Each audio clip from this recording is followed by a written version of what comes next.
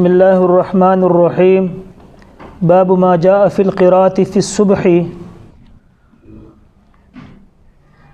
یہاں سے نماز کا جو باب تھا وہ مکمل ہوا۔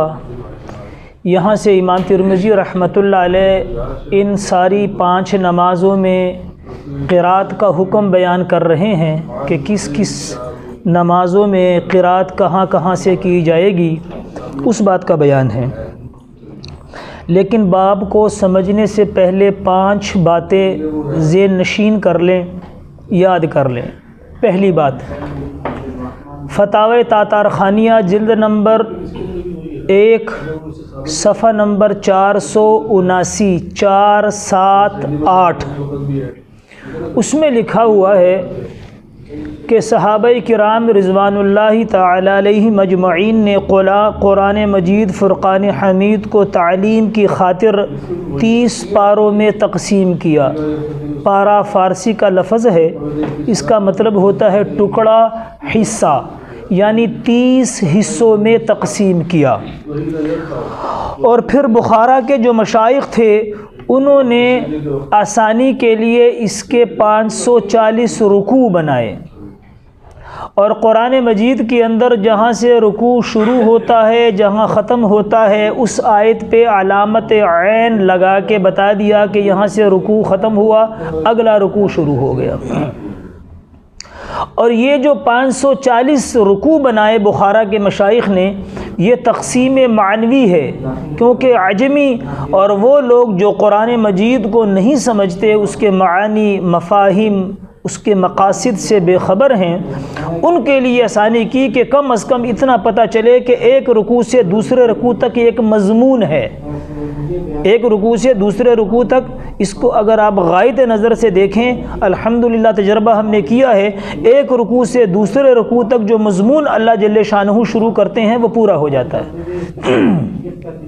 تو مضمون سمجھانے کے لیے رکوع کیے کہ کم از کم اگر اور سمجھ نہ آئے تو اتنا تو پتہ چل جائے کہ بھئی ایک رکوع سے دوسرے رکوع کے درمیان ایک مضمون پورا ہو جاتا ہے۔ تو یہ محنت انہوں نے کی۔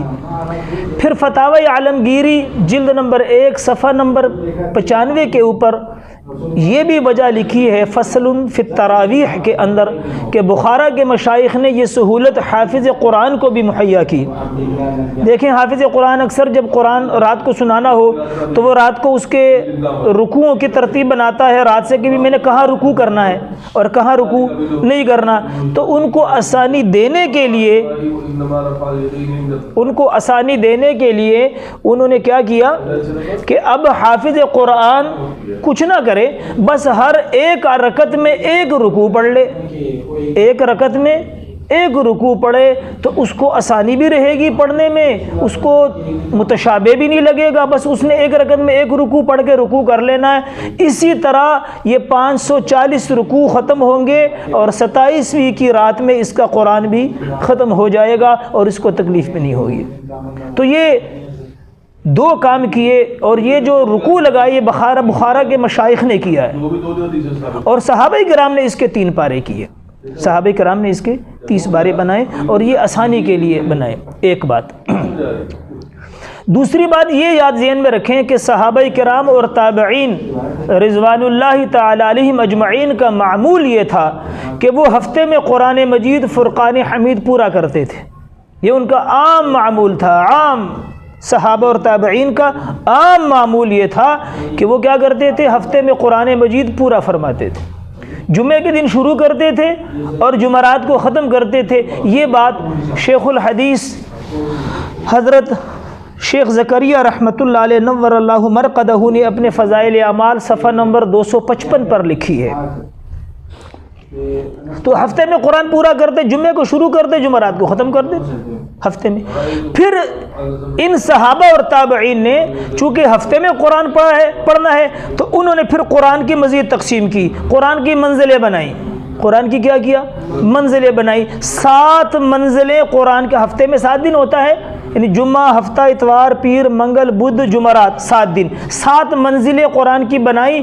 فمی بشوقن، اس کا مجموعہ ہے فمی بشوقن، یعنی فاتحہ سے لے کے سورہ مائدہ تک 1، مائدہ سے سورہ یونس تک 2، سورہ یونس سے بنی اسرائیل تک 3، بنی اسرائیل سے سورہ شعراء کتنی 4، شعراء سے والصافات 5، والصافات سورۃ قاف تک 26ویں سپارے کا آخری پاؤ اس تک 6، سورہ قاف سے والناس تک 7 منزلیں بن گئی۔ کتنی بن گئی؟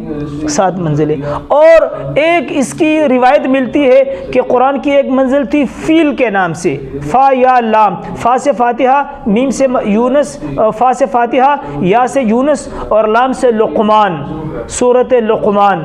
یہ 3 حصوں میں تقسیم کیا، اور اس کا واقعہ یہ ملتا ہے کہ حضرت عبداللہ بن عمر بن عاص رضی اللہ تعالیٰ عنہ کو حضور پاک علیہ السلام نے 3 دن میں قرآن مجید ختم کرنے کی اجازت دی تھی، ان کے اعتبار سے پھر یہ ترتیب بن گئی۔ تو یہ تقسیم انہوں نے پہلے یہ کی، اور پھر اس کے بعد ایک تیسری تقسیم، 2 تو یہ ہو گئی، ایک فمی بشوقن 7 منزلوں کی، ایک فیل 3 منزلوں کی، ایک تیسری تقسیم بھی صحابہ اور تابعین نے کی۔ اس تیسری تقسیم میں کیا فرمایا؟ طوال، معین، مثانی اور مفصلات۔ اور حدیث شیخ زکریا رحمۃ اللہ علیہ نے فضائل قرآن میں اس حدیث کو وہاں پر تفصیل کے ساتھ ذکر کیا ہے، تو فضائل اعمال میں فضائل قرآن کے اندر اس بات کی طرف وہاں سے رجوع کر لیا جائے۔ ہم یہاں بتائیں گے کہ ان صورتوں کو یہ نام کیوں دیے گئے، تفصیل حدیث میں وہاں سے دیکھ لینا۔ طوال، معین، مثانی اور مفصلات۔ طوال قرآن مجید فرقان حمید کی پہلی صورت جو صورت فاتحہ کے نام سے ہے، اس کو نکال کر، صورت فاتحہ کو نکال کر 1۔ نمبر 2، سورہ انفال اور سورہ توبہ کو اگر 1 شمار کرے تو 7 صورتیں، پہلی صورت فاتحہ کو نکال کے پہلی 7 صورتیں طوال ہے، اگر انفال اور توبہ کو 1 کیا جائے، اور اگر صورت انفال اور صورت توبہ کو الگ کیا جائے تو پھر پہلی 8 صورتیں صورت فاتحہ کو نکال کے پہلی 8 صورتیں طوال ہے، اور ان 8 صورتوں کے بعد 11 صورتیں معین ہیں، معین جس میں 100 سے زیادہ آیتیں ہوں، جن میں 100 سے زیادہ آیتیں ہوں، وہ 11 صورتیں پھر کتنی ہیں بھائی؟ وہ معین ہیں۔ اور ان کے بعد 20 صورتیں مثانی ہیں، اس کے بعد 20 صورتیں مثانی ہیں، یہ 41 صورتیں ہو گئیں۔ پورے قرآن مجید فرقان حمید کی 114 صورتیں ہیں، 114 میں سے 39 نکال لے تو پیچھے کتنے بچ گئے؟ 75، یعنی 75 جو صورتیں ہیں وہ مفصلات ہیں، 75 صورتیں مفصلات ہیں۔ پھر مفصلات کی 3 قسمیں ہیں، پھر مفصلات کی 3 قسمیں ہیں، طوال مفصل، اوساط مفصل اور قصار مفصل۔ وضاحت کرتا ہوں۔ اب یہ جو طوال کون کون سی صورتیں ہیں، اس کے بارے میں علامہ سیوطی رحمۃ اللہ علیہ نے اپنی کتاب الاتقان کے اندر 12 قول نقل کیے ہیں۔ علامہ سیوطی رحمۃ اللہ علیہ نے اپنی کتاب الاتقان میں کتنے قول نقل کیے ہیں؟ 12۔ ان 12 اقوال میں سے سب سے مشہور قول جو ہے راضا، سب سے مشہور قول جو ہے وہ یہ ہے کہ طوال مفصل جو ہے وہ سورہ قاف سے لے کر سورہ بروج تک، سورہ قاف سے لے کر 26ویں سپارے کے آخری پاؤ سورہ قاف، جہاں سے آخری منزل شروع ہوتی ہے سورہ قاف سے لے کر سورۃ بروج تک، یہ طوال مفصل ہے، لمبی صورتیں، بڑی بڑی صورتیں۔ اور سورہ بروج سے اذا زلزلت الارض زلزالہا تک اوساط مفصل ہے، درمیانی صورتیں۔ اور اذا زلزلت الارض زلزالہا سے والناس تک قصار مفصل ہے، چھوٹی صورتیں۔ طوال بڑی صورتیں، اوساط درمیانی صورتیں، قصار چھوٹی صورتیں۔ سورہ بروج، سورہ قاف سے سورہ بروج تک طوال مفصل، سورہ بروج سے زلزالہ تک اوساط مفصل، اور زلزالہ سے والناس تک قصار مفصل۔ کتنی باتیں ہو گئی؟ 2۔ تیسری بات، ائمہ 4، حضرت امام اعظم امام ابو حنیفہ رحمۃ اللہ علیہ، حضرت امام مالک رحمۃ اللہ علیہ، حضرت امام شافعی رحمۃ اللہ علیہ اور حضرت امام احمد بن حنبل رحمۃ اللہ علیہ، ان ائمہ 4 کے نزدیک اس پر اتفاق ہے کہ اماموں کے لیے جو ان تمام نمازوں میں یہ جو طے ہیں صورتیں، ان کو اسی طریقے سے پڑھنا، یعنی ان میں سے پڑھنا یہ سنت ہے۔ کس میں سے؟ فجر اور ظہر میں طوال مفصل، عصر اور عشاء میں اوساط مفصل، مغرب میں قصار مفصل، یعنی صبح کی نماز میں، ظہر کی نماز میں سورہ قاف سے سورہ بروج تک جو صورتیں ہیں ان صورتوں میں سے پڑھنا، اور اسی طرح عصر اور عشاء میں اوساط یعنی سورہ بروج سے زلزالہ تک، اور مغرب کی نماز میں زلزالہ سے والناس تک، یہ پڑھنا مسنون ہے۔ کچھ اور اقوال بھی ملتے ہیں، لیکن وہ اقوال یہ ہیں کہ ظہر میں اوساط پڑھ لے، اوساط مفصل، اور عصر میں قصار پڑھ لے، اور عشاء میں بھی قصار کا ایک قول ہے۔ یہ اقوال ہے، لیکن مفتہ بھی اقوال یہی ہیں کہ صبح کی نماز میں، ظہر کی نماز میں طوال مفصل، عصر اور عشاء میں اوساط مفصل، اور مغرب کی نماز میں قصار مفصل۔ لیکن یہ بات یاد رکھنا، اس کا مطلب یہ نہیں ہے کہ اب انہی صورتوں میں سے پڑھیں، باقی 25 پارے محجور ہو جائیں، باقی قرآن کو چھوڑ دیں، یہ نہیں ہے، یہ مطلب نہیں ہے۔ مطلب یہ ہے کہ عمومی احوال میں یہ جو صورتیں ہیں ان نمازوں میں پڑھے، باقی کبھی کبھی کیا کر لیں کہ فجر کی اور ظہر کی نماز میں اوساط کی یعنی سورہ قاف سے بروج تک جتنی صورتوں کی آتی ہے نا مقدار، اتنی تعداد میں پورے قرآن میں سے کدھر سے بھی پڑھ لے، لیکن ان صورتوں کو تعین کر لے۔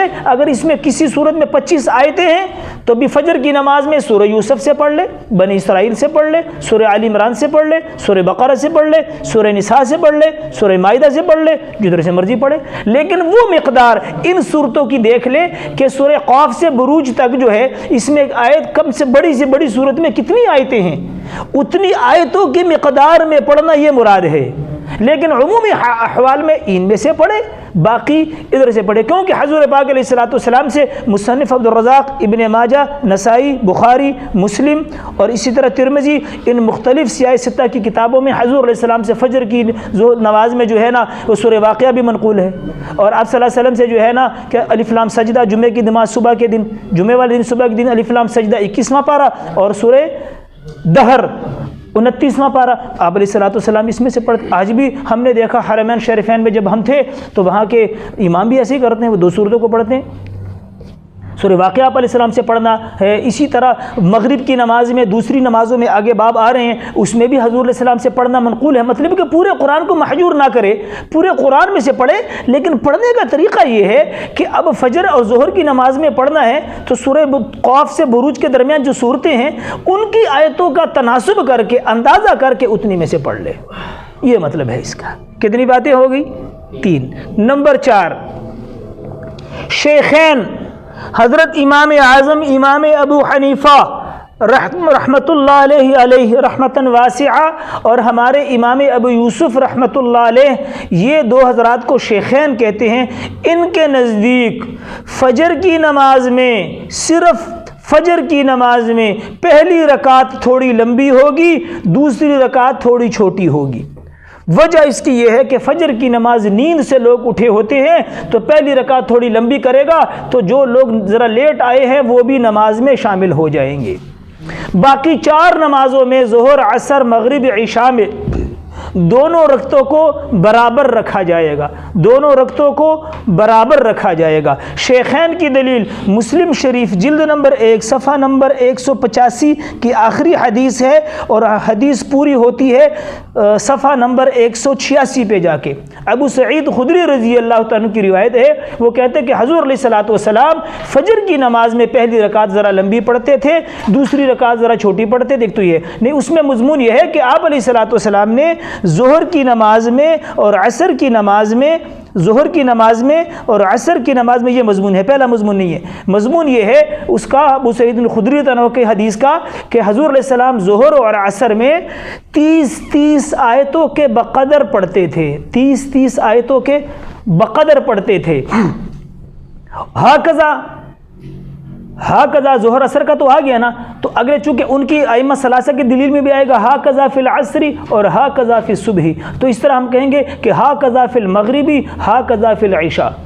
یعنی 4 نمازوں میں جب ظہر اور عصر میں 30 کے بقدر، یعنی مطلب پتہ کیا بتا رہے ہیں ابو سعید خدری عنہ کہ حضور علیہ السلام 2 رکعتوں کو دونوں کو برابر رکھتے تھے، دونوں کو برابر رکھتے تھے. اور فجر میں آتا ہے کہ پہلی رکعت کو حضور لمبا کرتے تھے، دوسری کو. تو یہ شیخین کی دلیل ہے. ائمہ ثلاثہ حضرت امام مالک رحمۃ اللہ علیہ، حضرت امام شافعی رحمۃ اللہ علیہ، حضرت امام احمد بن حنبل رحمۃ اللہ علیہ اور ہمارے امام محمد رحمۃ اللہ علیہ، ان 4 اماموں کے نزدیک ساری نمازوں میں پہلی رکعت کو لمبا کیا جائے گا، دوسری رکعت کو چھوٹا کیا جائے گا. دلیل بخاری شریف جلد نمبر 1 حدیث نمبر 776، جلد نمبر 1 حدیث نمبر 776. حضرت ابو قتادہ حارث بن ربعی بن بلدمہ رضی اللہ تعالیٰ عنہ فرماتے ہیں کہ حضور پاک علیہ الصلوۃ والسلام پہلی رکعت کو دوسری رکعت سے یعنی پہلی رکعت تھوڑی لمبی کرتے تھے، دوسری رکعت اس کے بقدر تھوڑی چھوٹی پڑھتے تھے. ہاکذا فی العصر و ہاکذا فی الصبح. یہ ان کی دلیل ہے کہ حضور علیہ السلام ساری نمازوں میں چونکہ عصر اور صبح کا بتا دیا تو بتایا کہ بھی پہلی رکعت تھوڑی لمبی کرتے تھے، دوسری رکعت ذرا چھوٹی پڑھتے تھے. کتنی باتیں ہو گئی؟ 4. 5ویں بات، یہ مسئلہ پیچھے دروس میں آپ پڑھ چکے ہو کہ ائمہ ثلاثہ کے نزدیک سورۃ فاتحہ کا پڑھنا فرض ہے اور احناف کے نزدیک فاتحہ کا پڑھنا واجب ہے. اب یہ بات سمجھیں کہ احناف کے نزدیک فرض کی پہلی 2 رکعتیں، پچھلی رکعتیں مراد نہیں. فرض کی جتنی بھی ہیں، چاہے ظہر ہے، چاہے عصر ہے، چاہے مغرب ہے، چاہے عشاء، کیونکہ ظہر، عصر اور عشاء کی 4 ہوتی ہیں، مغرب کی 3 ہوتی ہیں. تو فرض کی پہلی 2 رکعتیں توجہ میری طرف رہے بھائی، فرض کی پہلی 2 رکعتیں، باقی واجب ہو، سنت مؤکدہ ہو، سنت غیر مؤکدہ ہو، جتنی بھی نمازیں ہیں ان کی تمام رکعتوں میں سوائے فرض کی پچھلی رکعتوں کو نکال کے، یعنی فرض کی پہلی 2 رکعتیں، سنت مؤکدہ، واجب، وتر، جتنی بھی نمازیں ہیں، سنت ہے، غیر مؤکدہ ہے، نفل ہے، اوابین ہے، اشراق، سب رکعتوں میں سورۃ فاتحہ کے بعد ایک بڑی آیت یا 3 چھوٹی آیتوں کے بقدر قرآن میں سے پڑھنا یہ واجب ہے احناف کے نزدیک. یہ کیا ہے؟ واجب ہے. اور ائمہ ثلاثہ کے نزدیک سورۃ فاتحہ کے بعد ایک بڑی آیت یا 3 چھوٹی آیتوں کا پڑھنا سنت ہے. سمجھ میں آ گئی؟ اور فرض کی پچھلی 2 رکعتیں، ظہر، عصر اور عشاء، ان کی اور مغرب کی ایک، ان کی جو 2 سے بعد میں جو پچھلی رکعتیں ہیں، جو قاعدہ اولا کے بعد ہم 2 رکعتیں پڑھتے ہیں، ان میں سورت کے ملانے کے بارے میں امام شافعی رحمۃ اللہ علیہ فرماتے ہیں کہ سورت کا میں اس کی پچھلی رکعتوں میں بھی سورت کا ملانا سنت ہے. فرض کی پچھلی رکعتوں میں بھی سورت فاتحہ کے ساتھ ملانا، یعنی فاتحہ کے بعد سورت کا پڑھنا سنت ہے. کن کے نزدیک؟ امام شافعی رحمۃ اللہ علیہ کے نزدیک. احناف کے نزدیک 3 قول ہیں. اور یہاں پر یہ جملہ بھی یاد رکھنا کہ اکثر جو اعتراض احناف کے اوپر ہوتا ہے وہ ہمارے ایک مسئلے میں 3، 4، 5 اقوال ہیں جو ہمارے دروس میں انشاءاللہ الحمدللہ ہم بیان کر رہے ہیں. وہ ہمارے کسی قول کو لے کے اعتراض کرتے ہیں، لیکن ہم کہتے ہیں کہ فقہ حنفی کا کوئی بھی مسئلہ ہو اس میں 2 شرطیں لگاتے ہیں کہ وہ مفتہ بھی ہی ہو، معمول بہا ہو، یعنی اس پہ ہمارے اکابر نے فتویٰ دیا ہو اور ہمارے یہاں احناف کے نزدیک اس پر عمل کیا جاتا ہو، وہ قول معتبر ہوتا ہے. باقی اقوال یہاں پر بھی ہمارے احناف کے 3 قول ہیں. قول نمبر 1 کہ پچھلی 2 رکعتوں میں فاتحہ کے ساتھ سورت ملانا مکروہ ہے اور ایسا نہیں کرنا چاہیے، اور جس نے کیا سجدہ سہو واجب ہوگا. نمبر 2 صرف مکروہ ہے. اور تیسرا قول یہ ہے کہ فرض کی پچھلی رکعتوں میں اگر کسی نے سورت فاتحہ کے ساتھ سورت پڑھ لی، ملا لی، اس کو پتہ نہیں تھا تو مکروہ بھی نہیں، سجدہ سہو بھی واجب نہیں، اس سے کچھ بھی نہیں ہوتا. یہی قول ہمارا مفتہ بھی ہے. یہی قول ہمارا کیا ہے؟ مفتہ بھی ہے. تو ہمارا قول مفتہ بھی اگر کوئی سامنے پیش کرے اور ہمارا کوئی بھی مفتہ بھی قول، الحمدللہ ہمارا دعویٰ ہے مسلک حنفیت کا کوئی بھی فقی مسئلہ ہو اس میں 2 شرطیں ہونی چاہیے کہ وہ قول مفتہ بھی ہو، معمول بہا ہو. وہ کسی صحیح صریح مرفوع حدیث کے مخالف ہوگا، ہم اپنا مسلک بدل لیں گے. ایسا انشاءاللہ نہیں ہو سکتا.